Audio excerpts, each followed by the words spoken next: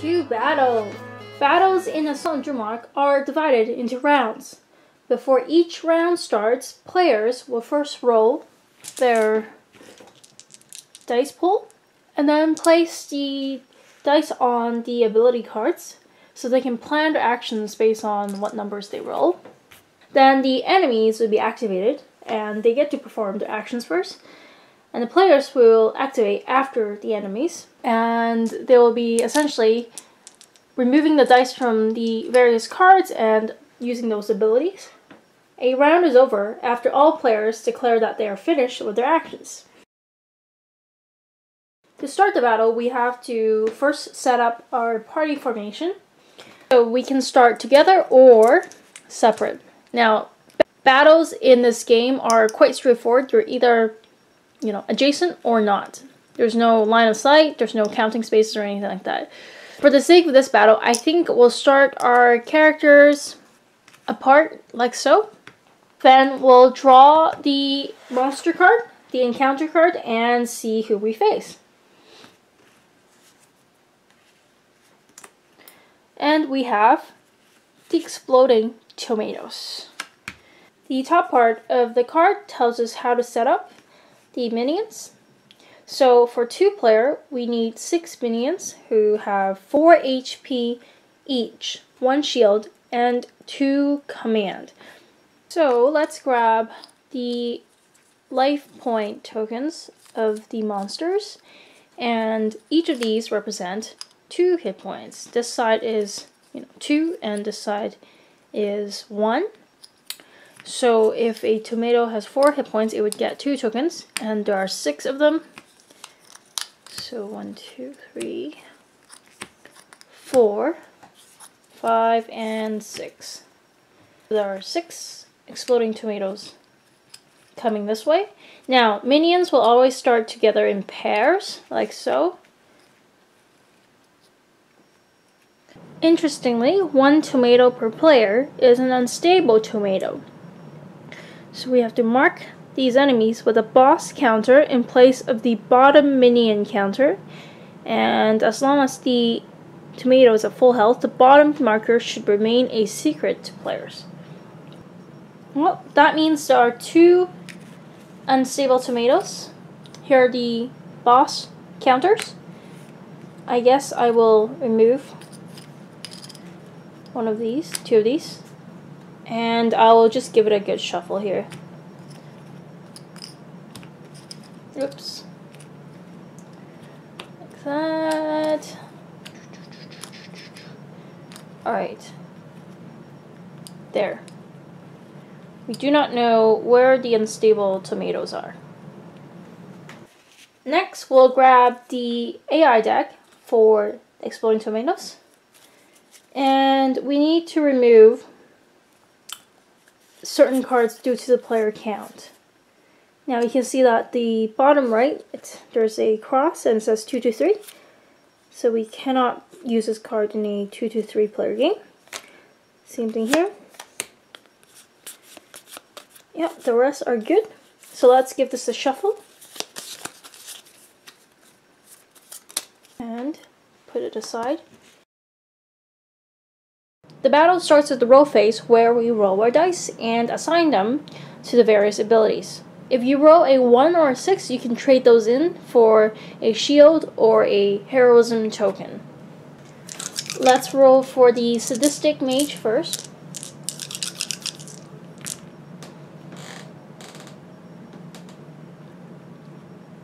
Also roll for the overly heroic paladin. Whoops.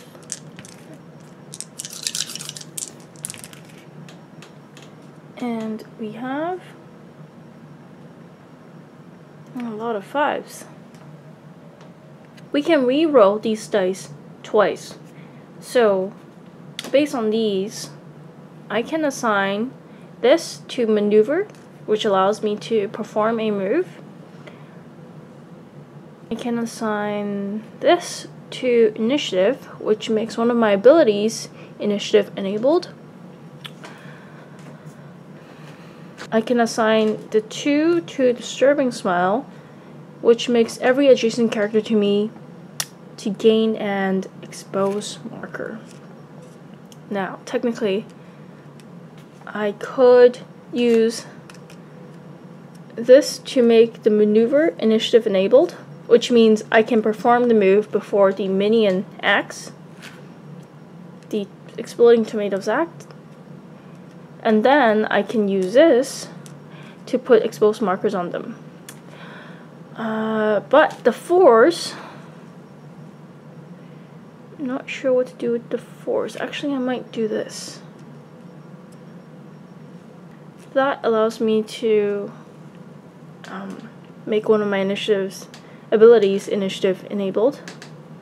So I think what I'm going to do actually is re-roll these 2 dice and see whether we can get a 6 for my attack spell, because otherwise I won't be able to do any attacking this turn. Alright, so wish me luck. And we have a 5 and a 1. That does not help me with this. However, I do have Spellbook, which allows me to either make one of my abilities initiative enabled or rotate a die to the opposite side and reassign that die. So I could turn this, I believe, to a 6. If I do that, I won't be able to make one of my abilities initiative enabled. But I would rather have an attacking spell than not. So, I think I will take this one. And the 5, there's nothing really I could do with the 5. So let's re-roll this and hope we get a 3. Oh, we've got a 6! That's what we wanted in the first place. Alright, so I could put that here. That's awesome. And the 1, I could trade it in for a shield. I think I'm happy with that. Let's do that. I'm going to trade this for a shield. So our hero has 2 shield markers. Over on the paladin's side, I think I will assign 3 to maneuver, so it will allow him to move next to the tomatoes and then perform Holy Smite. So I will assign the 5 to Holy Smite. I think I will also assign the 6 to Holy Smite. So this allows us to deal 1 damage to his adjacent characters and push the target back. Actually, if I push the target back... Yeah, okay, that's fine. I think I can... I'm gonna keep the 6 there. And 5 or 6. Actually, I'll do both 5s on here. And then over here on this side, I'm going to put the 2 here, which says boast after dealing damage that reduce an enemy by 3 or more hit points, gain a heroism marker. I think I will trade this in for a heroism marker. One thing I want to point out is that at the end of the round, which is after the monsters activate and the heroes activate, we lose our heroism and shield markers. So it's probably not a good idea to build up your heroism markers. So knowing that, I think instead of trading this in for a heroism marker, I will put it over here on execute and try to do a little bit more attacking, because I think we have sufficient heroism marker for the purpose of this round. We'll attack with Holy Smite. We'll spend our initial heroism token. This boast allows us to gain another heroism after dealing 3 or more damage, which we'll do in this first attack. So for a second attack, we'll spend the heroism that we received from this skill here, and we would have 1 extra heroism token left. So instead of wasting it or doing, healing, I would prefer to spend it on more attacking and spend the 6 on execute instead of getting an additional heroism marker. Having assigned the abilities, we'll now move into the initiative phase where we can activate abilities that has this lightning bolt symbol. So in the case of the mage, we can activate the mage spellbook ability is initiative enabled, signified by this lightning bolt symbol. So I will activate its ability, which says one of your abilities becomes initiative enabled. Let's remove this die to indicate that we've used it. And the ability that I want to initiative enable is the Ray of Doom, our attacking spell, which says deal 3 damage to a character and ignore 1 armor. The Exploding Tomatoes don't have any armor, but it does have 1 shield. So we have to keep that in mind. So I think the mage here will cast the Ray of Doom on, let's say, this minion here. So it will deal 3 damage. I will spend 1 heroism token to bump it up to 4 damage because the card says you could do that. So that does 4 damage. However, the minion does have 1 shield. So the shield would block off 1 damage for a total of 3 damage going through. So I will take this off to indicate that 2 damage has been dealt, and then we'll... Oh, this is actually an unstable tomato. Remember, we have 2 unstable tomatoes here, but he is now at 1 health. It's not dead yet, so it doesn't trigger the explode ability of unstable tomatoes at the bottom of this minion card here. We'll worry about that later. But the Ray of Doom has successfully decreased life of this exploding tomato here from 4 to 1. The Paladin does not have any ability that is initiative enabled, so we'll move on to Minion Activation. Starting with the player with the highest threat, each player activates 2 minions not previously activated this round. To activate the minions, we draw cards from this deck, and we have to draw 2 cards. This is the threat level of the character. So the mage has a higher threat at 9, and so the mage will first draw 2 cards from the AI deck. The mage will activate this minion over here. The Exploding Tomato will bounce with enthusiasm. Unless engaged, move to the active hero. Well, this tomato isn't engaged, so it will move to the mage. So it will engage the active hero to be adjacent to it. Each adjacent hero gains 2 exposed markers. The mage will gain 2 exposed markers.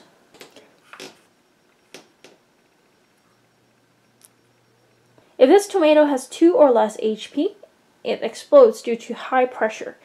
Fortunately, this tomato is at full health, so this does not explode. I'll next activate this minion, and once again, we find out that this minion engaged. Unless engaged, move to the active hero. So it will move next to the mage here and surround him. So this monster comes over to the mage. It will bite, deal 1 damage to adjacent active hero. The tomato will do 1 damage to the active hero. Now, because the mage is suffering damage, we have to reveal these exposed markers, which may help the monster in adding damage or doing other effects. So let's reveal. This is a blank, fortunately. This is a push. The push marker causes the target to be moved out of the current group to a new distant empty group. This effect takes place before damage from attacked effect is applied. So I guess it will just move out like that. And this one is +1 damage. And that is also +1. So a total of +2 damage to the mage. The mage is dealt 3 damage. The sadistic mage has a condition here which says when attacked, lose 1 shield for each concurrently consumed blank exposed marker. Well, we revealed 1 exposed marker, So we will lose 1 shield. So after losing this shield, we only have 1 shield left. We can block off 1 out of the 3 damage, but we would still suffer 2 damage.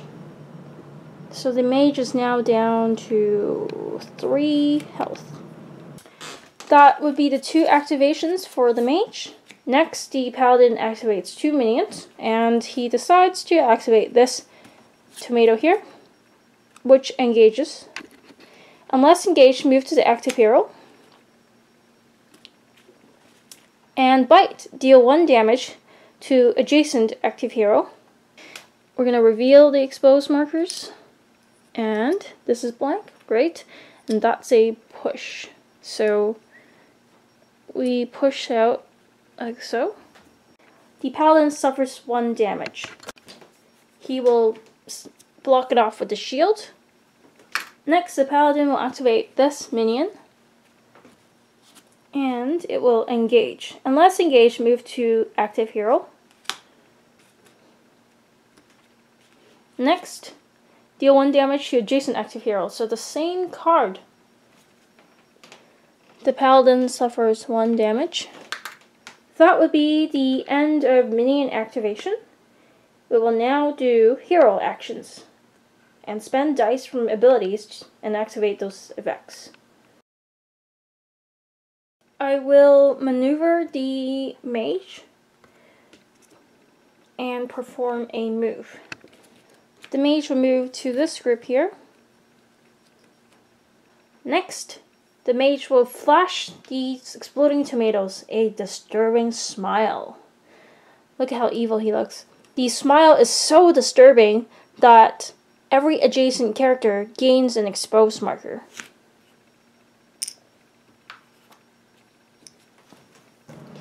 The overlay heroic paladin will first maneuver himself. He will move over to this group. He will then activate Holy Smite and deal 1 damage to adjacent character and push the target back. He will spend a heroism marker to add 2 damage for a total of 3 damage. So he will do 3 damage to this and then push it back. Now, the exploding tomato here does have a shield and an exposed marker, and the exposed marker is blank, so it doesn't do anything. The shield would block off 1, so 3 damage becomes 2. In effect, we move 1 of these tokens out of here, and we push it back like so. Unfortunately, our bonus action does not kick into place because we need to deal damage 3 or more hit points to the enemy, and we only dealt 2 due to the tomato's shield, so I cannot activate this. I guess what I'll do next is execute and do a martial move. I will activate my attack here, deal X damage to the adjacent exposed character, where X is your strength. Our strength is 2, so we will do 2 damage. Once again, this guy has a shield, but the exposed marker is a +1, so we indeed do 2 damage. The last thing I want to do is do a Holy Smite again, deal 1 damage to adjacent character and push that target back. So this tomato is down to 1 health and is pushed back.